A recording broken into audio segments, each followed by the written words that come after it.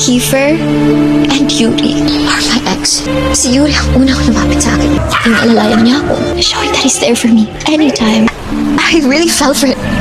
And then, he took what he wanted. Let's break up. Just like every guy wants. And he left me. What he did was unforgivable. And then Kiefer showed up, taking the spotlight. Akala ko nung una dapat ako magpasalamat sa kanya. But I was so fucking wrong. He treated me like a queen. He saved me. He saved me. But it all changed when he realized that it's still you. Congrats, Freya! Galing-galing mo talaga! He was so consumed by jealousy. Tama na! Tama na! All of you! Out!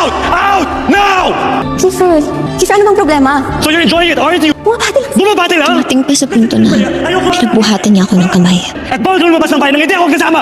Don't you ever try to disobey me! Hanggang sa nagsawa siya at nakipaghiwalay sa akin.